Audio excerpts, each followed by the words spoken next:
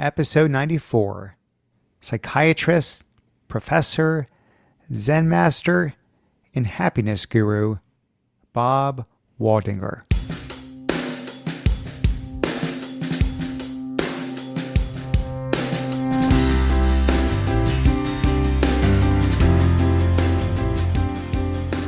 Welcome to The Art of Excellence, a show about people doing extraordinary things in their lives.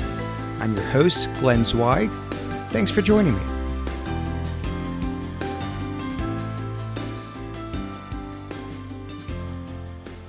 My guest today is Bob Waldinger.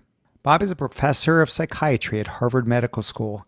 He is also the director of the Harvard Study of Adult Development and director of the program of Psychodynamic Therapy at Massachusetts General Hospital. He is a practicing psychiatrist and a Zen master who teaches meditation around the world. His latest book is titled The Good Life: Lessons from the World's Longest Scientific Study of Happiness. Bob, welcome to the show. Well, thank you. Glad to be here. Not half as glad as I am to have you here. So there's something that's actually top of mind. And so here's where I'd like to start before we dive into the book and happiness and the secret of life and all that.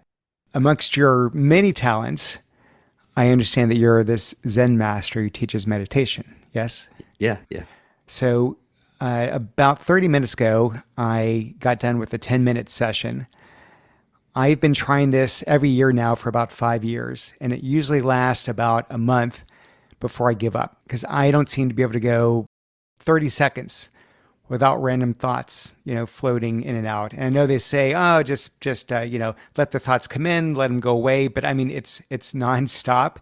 And so I really, really struggle with my racy mind, and I am sure I'm not alone. So what advice would you have off someone who wants to incorporate a practice? Like, I know there's a lot of benefits, but I just really seem to struggle with it.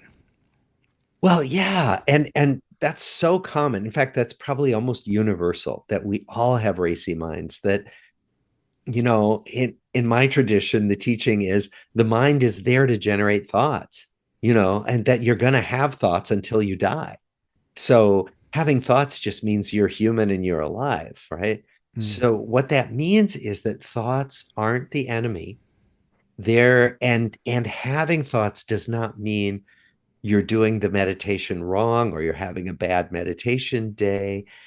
It's just what your mind is doing at any moment.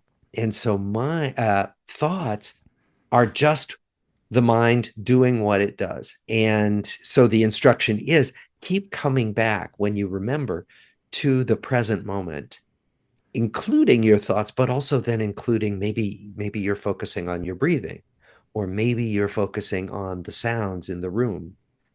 Whatever thing you come back to bring you back to the present, just come back to that, and the thoughts, leave them be.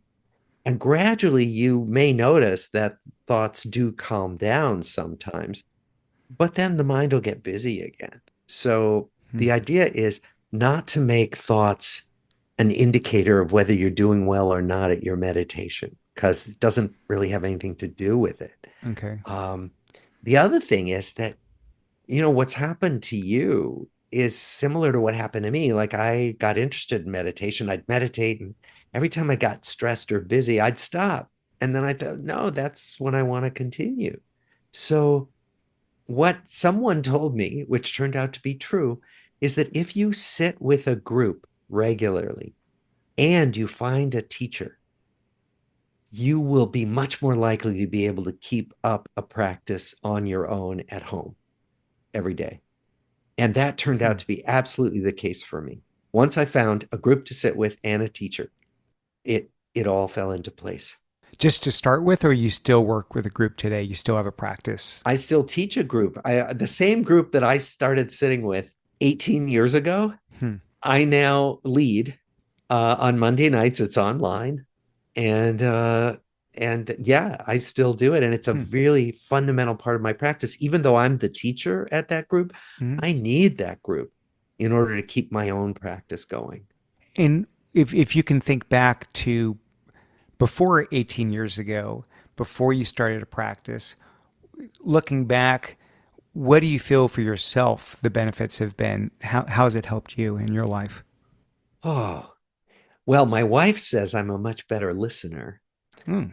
That I think I'm better at directing my attention where I want to direct it, rather than having my attention dragged around by things all day long. Hmm. And that's particularly important if we think about the screens that we're also happily addicted to, because the screens are designed to grab our attention and hold it. So, how do we be intentional about where we want to direct our attention? And so, that I think has been one of the benefits. The other thing for me is that I worry less about things that don't matter, or I see it more quickly when I start getting preoccupied with, oh, this person's doing this thing, and maybe I should be doing this too, or this person seems to be having a more interesting time than I'm having, or any of those, like particularly comparing things. I can see it much more clearly and kind of let it go much sooner than I used to be able to do. And how long do you think one should meditate, let's say daily practice for a few minutes before they would start experiencing some of these benefits? Like, should this happen? Like, is it, I mean, because I know everyone expects things to happen, Yeah. instantaneously, which I know is not the case, but is this like, a few weeks? Is it months? Is it years? Like, what kind of time frame is it till you started feeling like, wow, like what you said, the ability to focus your attention and not be distracted, and what kind of time period are we talking about? Well, there's a famous teaching in Zen. The teaching is there is nothing to attain, meaning if you set out to go after some effect, right, some goal, you're not going to get there. So what I'm talking about turns out to really be a side effect of this meditation, of watching my mind every day over and over again. And I can't say when the benefits happen. I really Hmm. can't. No Yeah. one can. Um, one analogy that I really like is that meditation is like being out in a very fine mist outside. And, it doesn't feel like much, and you're walking around and you don't think much is happening. But then gradually you begin to realize that you're getting soaking wet. Hmm. So any plan that I have to get this result in this amount of time with my meditation goes nowhere. It's not a plan that comes to fruition. Hmm. And so it's a very I realize I'm not selling this very well, am I? This is No, no. I mean, look, I've read too many studies, scientific studies validating the benefits of it. So yeah, there's nothing to not believe in. It's more about having the patience, I think. right, Knowing right. that there might be a mystery, not really feeling, but over time. Yeah. It's something about really understanding that these benefits often are what you get both long term, but also in the moment. Like for many of us, the reason why we keep coming back to the meditation cushion is because it feels good, either when we do it or just after we've done it. Hmm. If it doesn't feel good to you and over time you try it and it continues not to feel good, don't do it. Do something else. Do Hmm. yoga, do skiing, do gardening, do something that brings you into the present moment, into a Hmm. flow state. It doesn't have to be meditation. Okay, that's good advice. So just to switch gears, I was recently asked to do a keynote speech at a leadership offsite. It was the first time I had a chance to sort of really reflect on all these interviews and these amazing people I've spoken with.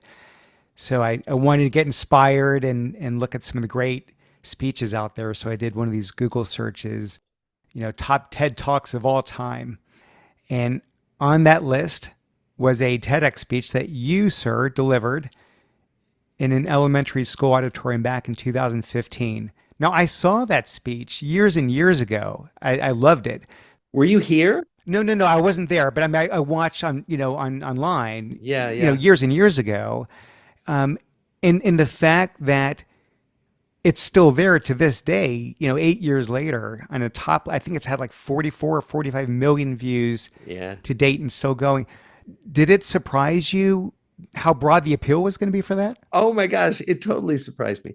So, first of all, I thought I was stating something so obvious and that people would sit there and listen to my talk and go, well, duh. Not that it would go viral and people would find it an important talk to listen to. The other thing is that we had done it just to have something out there on our local YouTube site because we were trying to attract the children of our original participants to participate in the next wave of our study. So I thought, well, let's give a TED talk. I had no idea that this talk would go viral. And what it said to me, as somebody said, they said, Bob, it's not because you're so good looking that the talk went viral. Well, partially. Yeah, right. But that there's something about the message, that there's something about taking the fact of how important human connection is and moving it front and center. There was something about that resonated with people. Hmm. That where people had kind of said, yeah, I do sort of know that my relationships are important, but I keep that on the back burner because I have so much else going on in my life. And what the talk did was it said, no, let's bring it front and center and really pay attention to it because science says it matters hugely for how you live your life. Well, let me sort of frame this for the audience if I could. And of course, interject if I get any of this wrong. But that talk, and of course, this new book is based on this Harvard study of adult development. It is this incredible 85-year longitudinal study, which began in 1938. Yep. It's tracked 724 people and 1,300 of their descendants across 3 generations, which just blows my mind. And so the fact that a study could continue for that long in and of itself is pretty remarkable. And what makes the data so reliable is because you're tracking people throughout their lives. You're not relying on our faulty memories to recollect feelings and emotions from years and even decades in the past. So with that as a backdrop, and of course over the years, over the decades, there have to be new leaders that take over managing this research and carrying it forward. And recently that's been you. So was curious what compelled you to want to take over the study. Well, my predecessor took me out to lunch one day and said, how would you like to inherit this study? And he had been my teacher in medical school. He had lectured to my medical school class about this study and these people who were then middle-aged. And I thought, this is the coolest thing imaginable to follow these lives. So when he took me out to lunch and said, would you like to come join me and take it over? Uh, First of all, I thought, my God, I can't do that. And then I thought, oh my gosh, this is a great, big, messy, complicated thing. I'm not sure I can do it. Mm-hmm. And then I thought, well, what do I have to lose? It felt like it was an opportunity that it might not work out. And if it didn't work out, I'd go back to my clinical psychiatry practice, which I've always continued, so that it felt to me like it was a risk well worth taking, that I could continue this study and add to it and make more of it and sort of stand on the shoulders of the people who had come before me. Mm-hmm. I didn't know if it was going to work out, and it seemed like it was worth a try. Well, but the point of the study, right, is to understand happiness. So is there something about that from your practice that was intriguing to you in terms of what the study was trying to show, what this big data experiment was trying to unveil? Yeah. Well, and it's really not a study of happiness per se. It's a Mm. study of well-being in the broader sense, Okay. right? So what allows people to thrive health-wise, happiness-wise, at work, at home, in their communities, right? All Mm. that, like, so we ask about all the big domains of life, right? And I'm basically kind of a voyeur. I mean, you don't become a psychiatrist unless you want to learn a lot about people's lives, Mm-hmm. right? And so I sit every day. I still see patients every day, and I sit and I get to talk with people about their deepest concerns, which is, I think, an amazing privilege, and I love doing it. So in addition, here I am practicing Zen. And Zen, if nothing else, meditation is about becoming intimate with your own life. Like literally, what is it? Becoming more and more aware of what it is to breathe, what it is to walk, to put one foot in front of the other. So each of these is a way of digging into the experience of being human and being alive. So I think that what the study is for me is one way of understanding the human experience. And that's been the thing that lights me up all the way through my career. Well, I get that it's broader than just the happiness, but you do sort of help us in the book to define this word happiness, which I thought was an interesting construct. And so Aristotle had used a term, and I'm going to probably butcher this. Is it eudaimonia? Yeah. And eudaimonia is a state of well-being in which a person feels that their life has meaning and purpose. And contrast that with the word hedonia. How do you pronounce that one? Yeah. Hedonia. Yeah. Hedonia, which is more about fleeting happiness. Yeah. And so it's it's really the former that most people ultimately care about, and what the study is sort of about, right? As opposed to the latter that maybe inadvertently we tend to overfixate on.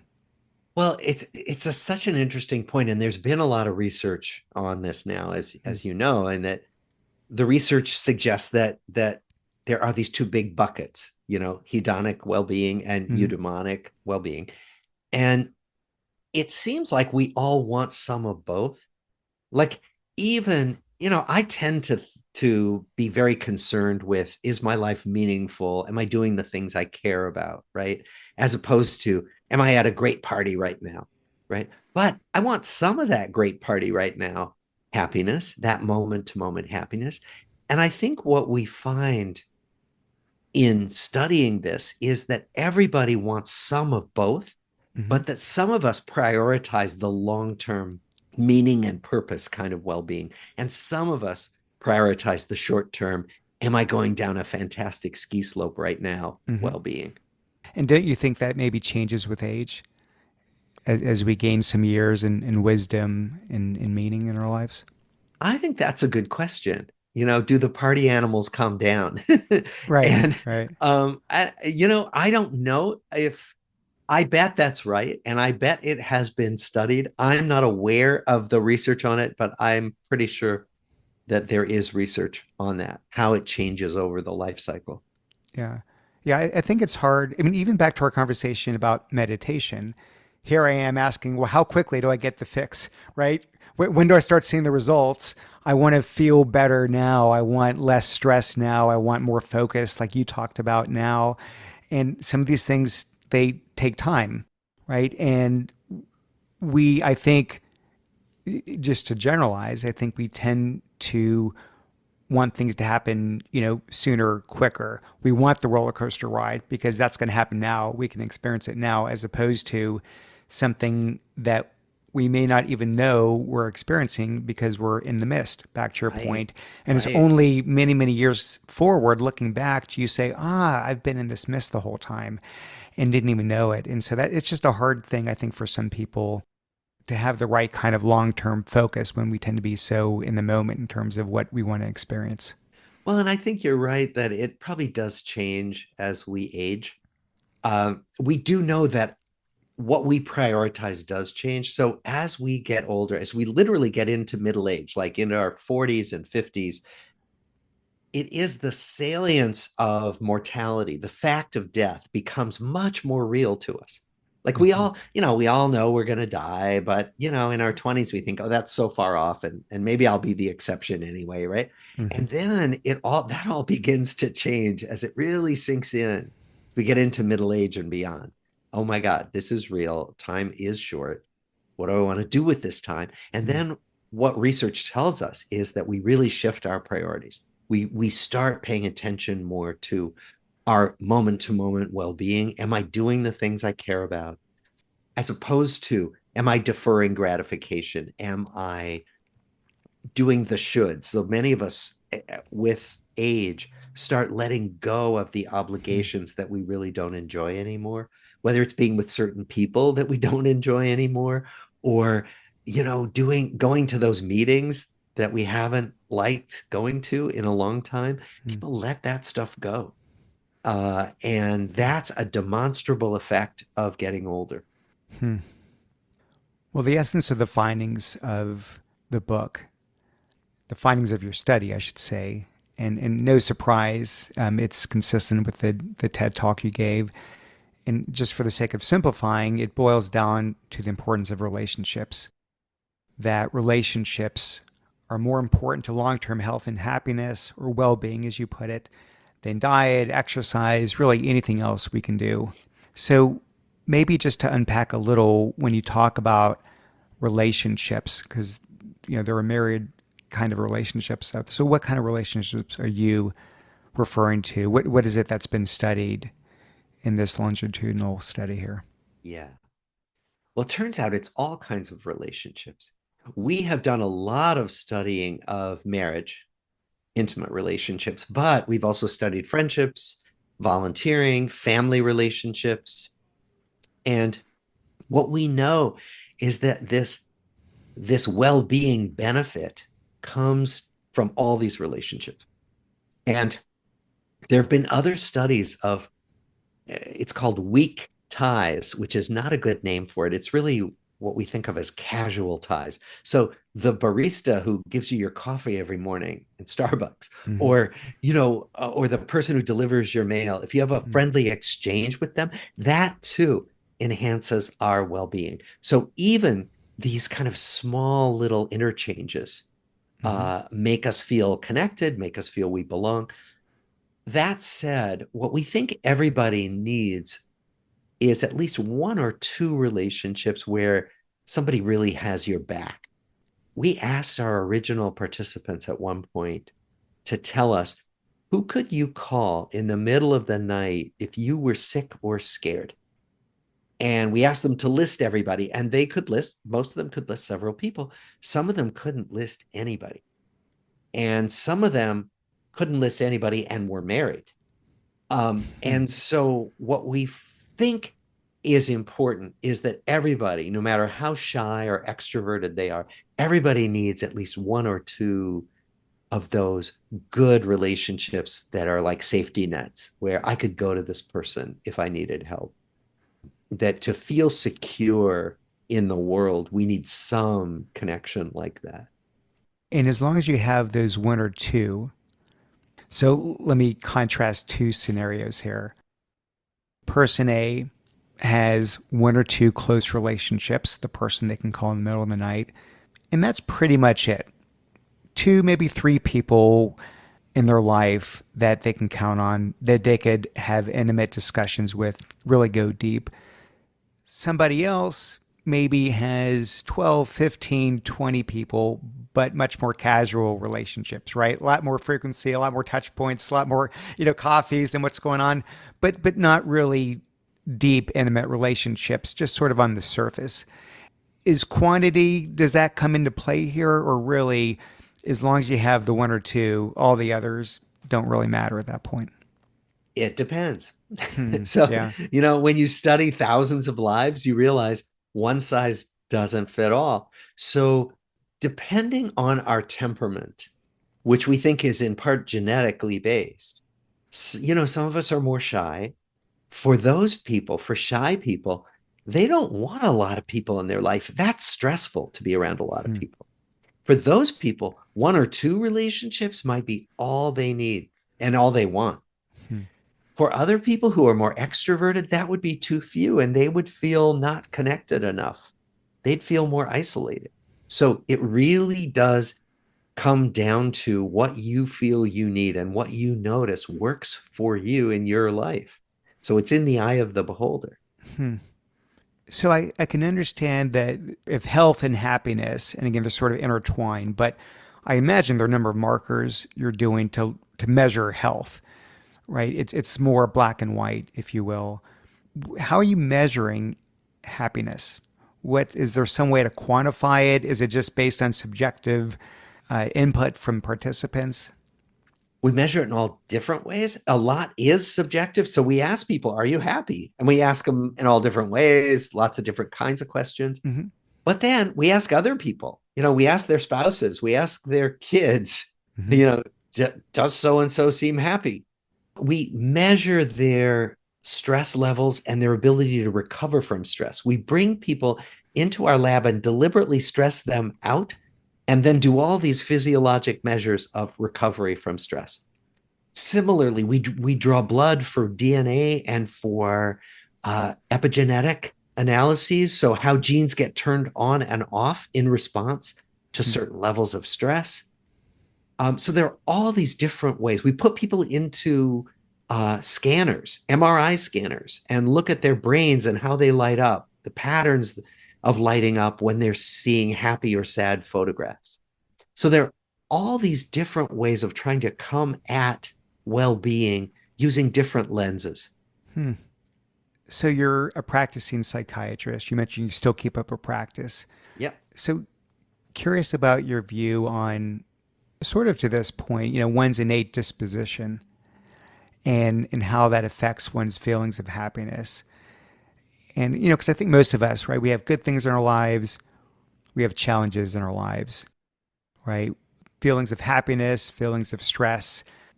But I imagine some people are predisposed just to home in on the positives and that makes them feel good. And others just sort of zero in on the bad things happening, the challenges in their lives, and that creates their mood, their disposition. So just curious if there's any, and by the way, it's fine to go out of the study into your private practice because you've seen so many people, but I'm wondering if there is a correlation or maybe to some degree a causation between those that have glass half full mentalities and their Mm. ability, interest in having these relationships. Because in other words, where I'm going is if the relationships are behind the health and happiness and well-being, what's behind the relationships? What are the people that are naturally drawn to have those relationships? So sorry, a long-winded question, and you can maybe break it apart if you'd like. Well, I think partly what you're asking about is like there do seem to be some people who are like Tiggers, bouncy and optimistic and happy, and there's some Mm-hmm. people who are Eeyores and they're always kind of gloomy and they're seeing Mm-hmm. the downside of everything. Yeah, yeah. And we think that a lot of that is genetically based, that we're all born with certain temperamental styles that we think are genetically determined, but probably from thousands of genes that'll never be fully described. Okay. And there's a psychologist, Sonia Lubomirsky, who's done some analyses that estimate that about 50% of our happiness level is genetically based, is inborn temperament. Hmm. And I don't know if you have more than one kid, you probably know they are born different Yeah, temperamentally. for They are sure. just different, right? And so we know that those differences are very powerful and that they start at day one or maybe probably before day one. And so what we think is that about half of our well-being set point is determined by genetics. But then she estimates, Lubomirsky, that about 10% is our current life circumstance and about 40% is under our control, that we can move the needle by about 40% Hmm. in terms of our well-being. I don't know if that gets at your question Yeah, or it not. does. And so within that 40% is where you would argue that if I can focus on fostering relationships within that 40% that I Yeah, can control, that may move the needle for me, even if I have more of an E or my wife's probably, she's laughing listening to this. Not that she listens to my podcast, but, but that might sort of push that, toward the positive realm. exactly. Exactly.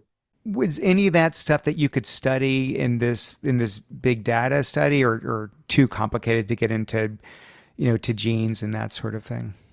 Well, the genetics, boy, the genetics of temperament is so complex and I don't really understand it. So, no, bottom line is we have not Okay. studied that, but I don't know how much headway anybody has made on it because most things are controlled or determined by so many different combinations of genes infinite, practically infinite combinations of genes, that it's very Mhm. difficult to take apart the genetic influences of something as subtle and complicated as temperament. Mhm. That said, there are people who do study this, so the research is out there to be looked at if some of your listeners want to go dig in. Well, let me try to capture another angle here. What I didn't mention about this study, going back to 1938, is there were actually two cohorts from two different studies that were combined. So you had sophomores at Harvard College on the one hand, and then there was another study that had a group of boys from Boston, some of Boston's poorest neighborhoods, and some of the most disadvantaged families. And then you brought these together, maybe to have a big enough data sample, maybe to have a broader, more diversified data sample. So was curious if you found any differences in terms of impact on relationships or even maybe even ability to form relationships between these cohorts. Did you track those separately? Anything we should know, and whether that's around financial well-being or other things that might be correlated with these different original populations? Well, we did find differences, but not in their ability to make relationships. That was Hmm. highly personal. And first of all, let me just add that Hmm. we've added women, we added spouses to the original generation, and then the children are more than half female. So we have gender balance now. And Okay. looking at all these people, we did not find that being poor or from a disadvantaged family meant you had more trouble making relationships or Okay. getting this benefit that we're talking about. Hmm. uh, that it really depended very much on your upbringing, on what your family valued, your own temperamental disposition, your people skills, which can be learned and improved. So we had many isolated, miserable people who were highly privileged and even wealthy and famous. And we had many poor, disadvantaged people who had wonderful communities of relationships that sustained them and everything in between. So the bottom line is that economic privilege and even social privilege didn't determine whether you had good relationships. How about on the gender spectrum? I mean, if I had a stereotype, right, I think the stereotype is women tend to have, bigger social circles. Again, very, very crude generalization, but did you find any difference there? The differences aren't as big as we thought they would be. Hmm. So, the stereotype, as you point out, is that women are better at this, men aren't so good at making relationships or keeping them. But it turns out when you actually look at the studies, the good empirical studies, the gender differences aren't that great. That women may be somewhat better at it and place more importance on relationships, but that men place a lot of importance on it. That men may conduct their relationships somewhat differently. So again, a stereotype that often holds true is that men often do things with one another. They're more, they do activities, they might play basketball or Hmm. do something together. Women may be more likely to sit and chat, or talk on the phone. But that the connections are not that different, and the importance of connection is not that different when you compare men with women. Hmm. So the study was begun before the era of computers, before the internet, before iPhones, and before social media. And here we are living in a world where we have instant connectivity to anyone and everyone. So I don't know whether this is something you study, but I'm sort of curious that if there's been a net positive with social media, that on the one hand, it's a way to stay connected to people that we do care about, but also it could be in some cases, let's say, a platform to proliferate a number of just superficial relationships, right? Right. These are my 2,836 quote unquote friends, right? And now that this has come into the fold, maybe we haven't had enough time that's passed to see long term effects. But do you have feelings in terms of how that's playing out in the study or even in your personal practice? Well, we know this from research that Mm. there's been net positive and net negative. Both, really. And the research tends to show that it's how we use social media that affects our well-being. So that if we are active in reaching out and connecting with people on social media, that can often enhance our well-being. I'll give you an example. A friend of mine during the lockdown, during the pandemic, he reconnected with his elementary school friends, people he hadn't seen in decades. Mm-hmm. And they decided they'd have coffee every Sunday morning on Zoom. And so they do that now. And they are thrilled. They're so happy to be reconnected and talking about their childhoods and talking about their current lives. And so that's a kind of active use of social media that has made them all happier. On the other hand, what the research shows is that if we passively consume social media, so for example, by looking at somebody else's Instagram feed or somebody else's Facebook page, that lowers our well-being. And there's probably a very obvious reason for that. That what we post for each other on those social media sites, those are our curated lives, right? Like I post my happy pictures, vacations or nice meals or parties, right? I Right. don't post the mornings when I wake up feeling like I'm miserable and I don't know what I'm doing with my life. Right. Right. The Eeyore pictures. Or Right. pictures. I Right. don't post those. And even though we know this rationally, it's easy to look at other people's feeds, other people's pages and say, oh, they're having a great life. And I'm not having a life that's all great. In fact, sometimes my life is terrible. And so we can have that feeling that everybody else has it figured out and we don't. And what we know is that teenagers and young adults are particularly vulnerable to this, and that it increases depression, it increases anxiety, it lowers self-esteem to be passively consuming the social media feeds.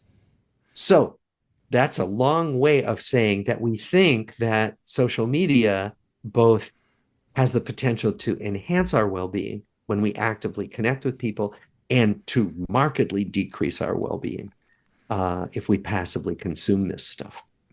Cash, on that topic of depression, I can't tell if there's a higher portion of the population that's depressed or whether it's just not as, taboo a topic to talk about anymore. So more people are coming out and sharing their own stories, and that's creating an atmosphere where we can finally talk about something that's always been there in the same quantity, but just sort of, brushed under the rug. Do you have a sense for that? Again, I think that the answer is it's probably both, that we've become much better at recognizing depression than we used to be. We've become much more aware of how common it is. 1 in 5 people has an episode of major depression in their lifetimes. It's the second most costly illness in the world in terms of cost to family and workplace and all that. So we're better at recognizing it. We're better at talking about it. But also, there is some evidence that the incidence of depression may be increasing, and we don't know why. Why would it be that more people are getting depressed than in previous years? And it's hard to disentangle the fact that we recognize it better from the fact that it may be increasing, but it probably is some of both. I'll give you one example of the recognition issue. Mm-hmm. We think of depression as being sadness and low mood, but one of the things they've come to understand is that for men, a very common presentation of depression is irritability and anger. So that Mm-hmm. men may not look sad or even say they feel sad. They may just be really pissed off much more when they're depressed. So that's one example of how our understanding of the symptoms of depression may be changing the frequency with which it gets diagnosed. Hmm. Yeah, it just make me reflect back to the social media. And there's no way to completely isolate it, but whether that's maybe in part has influenced, a greater preponderance of this. You cite a number of third-party studies in the book that show, how detrimental loneliness is to your health. And now we're talking specifically health, not happiness and well-being. how loneliness is twice as unhealthy as obesity for older people, how chronic loneliness increases a person's chances of dying by 26% in any given year. Did your study support that? I know there's a lot of third party data out there, but was that consistent with your findings that there are these strong correlations there?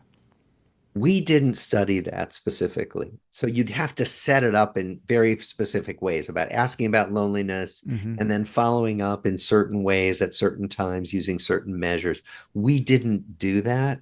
So that's why that's why, as you say, we bring in all these other studies because we have to rely on other studies. No one study can answer all these really important questions. Pretty earth shattering. There's someone I interviewed on the podcast a few years back, Dan Buettner.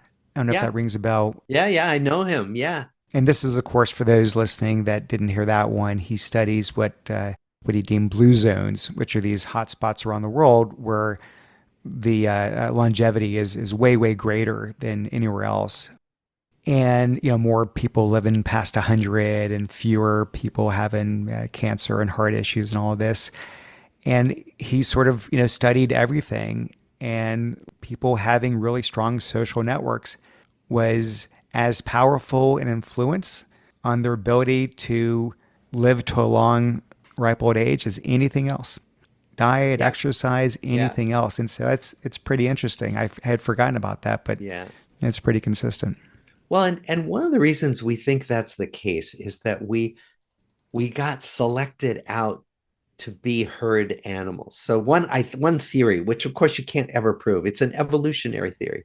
The idea being that we were safer in groups, Hmm. that you survive better, and that means you pass on your genes more often if you are in groups. So the people who were more affiliative, who cozied up to other people in ancient times, probably passed on their genes more often than the loners Hmm. who would be less likely to survive out there by themselves. So that's one reason why we think that we've all been genetically selected to be healthier when we're in groups. Hmm. So I don't know if you're going to be able to answer this question, but I'm going to ask it anyway. So I'm trying to think of where the, for lack of a better word, where the sort of equilibrium point is. Where I'm going with this is when we think about loneliness and the antithesis of loneliness. Is it about the deleterious effects of loneliness and what that does to the body and mind, bringing us, in other words, taking away, detracting from our well-being? Or is it about health inducing, well-being inducing effects that the relationships, that move us away from loneliness have on improving our health? In other words, is it something where we're actually extending what our quote unquote, normal lifespan should be, what our biological age looks like? Or is it more about if we don't build those relationships, it's sort of like, smoking cigarettes. You're detracting X amount of hours, days every time you smoke a cigarette. Does that make sense? Well, yeah, our sense is that loneliness is a stressor, right? And the question is, how does this work? Mm-hmm. And so there is good research on this that in fact, when we're lonely and we don't have anyone to talk to, which really helps us relieve stress, that the body is in a kind of chronically revved up mode. It's in a kind of chronic fight or flight mode with higher levels of circulating stress hormones, higher levels of chronic inflammation, and that wears away body systems. Hmm. With your background and your life's practice in psychiatry, your meditation, your Zen mastery, if you will, was there anything that you found surprising or maybe even counterintuitive from this study, or do these things all support what you sort of, in your gut knew for a long time? I think it's really changed my sense of what I want to prioritize in my own life. Like I pay more attention to keeping up my relationships now than I used to. Hmm. Because, I could work 24/7. I mean, I'm a Harvard professor. I mean, I've Mm-hmm. always got homework, I've always got papers to read and things to write and all that stuff. And I found that I could, especially once my kids were grown and they weren't there to drag me off to do things all the time, which I love doing, then I really found that I could work all the time. And so I have to be more intentional in my own life about taking care of my relationships. And the research has really changed how I think about that. And how long have you been, more intentionally doing that? Oh, I don't know, probably 15 plus years. 15 years? Yeah. Do you feel, I mean, back to how over time, with enough days in the mist, if you will, you start to see that you're wet. Have you noticed over 15 years a difference that it's made how you feel and, your mood and that sort of thing? I don't know. I mean, the problem is you can't step in the same river twice. So I can't really know what it would have been like if I had not lived this way over the last 15 years, right? That's true. So That's so I funny. can't really tell. Yeah. So much else happens as well. That's and actually what you're raising is a good point. That's one of the reasons why we study thousands of lives. We don't just study one or two lives, because if there were thousands of me and we could plot what we do and how we're living over 15 years, we might be able to come up with some reliable ideas, some empirically supported ideas about how this works. You Yeah. know, if you do it one way or you do it another way. But Mm. but I'm what we call an N of one. I'm just me. And so I can't really tell you whether my life is typical and whether changing my habits over the last 15 years is typical or not. That's why I do empirical research. That's why I don't just draw all my conclusions about life either from myself on the cushion or from my patients, who I see very few of, right? Yes. Yes. This is what makes you a good Harvard professor. Yeah. For people listening that, let's say, actually prioritize relationships, they've got some really deep relationships. That's a complete, double check in the box. Was there any secondary or tertiary factor that you saw in the study in terms of what could be, a causal relationship with well-being? Oh, yeah. And it wasn't secondary. It's big. It's taking care of your health. That what we found is that the Mm. people who take care of their health are happier, healthier, live longer. I mean, and in Mm. some ways that's obvious, but boy, the results are so powerful in terms of years added to life and years of wellness added. So what that means is getting healthcare, getting preventive healthcare, not becoming obese, not smoking, not abusing alcohol or drugs, getting Mm. regular exercise, all that stuff really, really matters over the lifespan. That's the physical health. How about the mental health? Well, that's more complicated. I mean, Mm. as we say, certainly relationships are part of it. Having ways to bring yourself into presence, like finding some practice that gives you a sense of flow and Yeah. well-being. Back to the meditation. Yeah. Could be meditation, could be gardening, could be any number of things, right? That bring you into presence.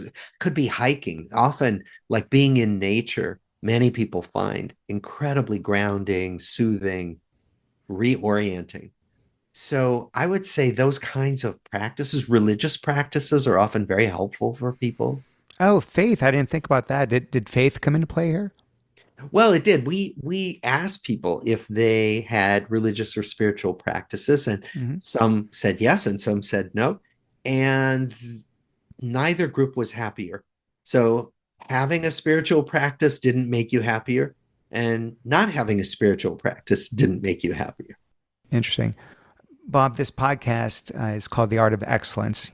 That word excellence, I always love to turn the mic over to my guests and just ask what that word means. Is there something that when you think of just excellence, what comes to mind? I would say engaging deeply in something.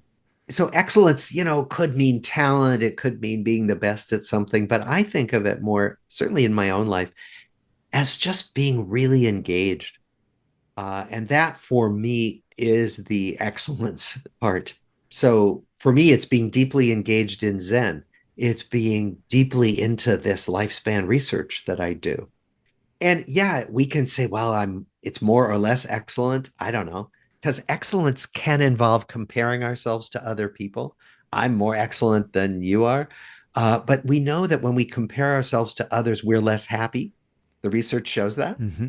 So I would say for me, excellence is being as fully and deeply engaged in something as I can be, something I care about.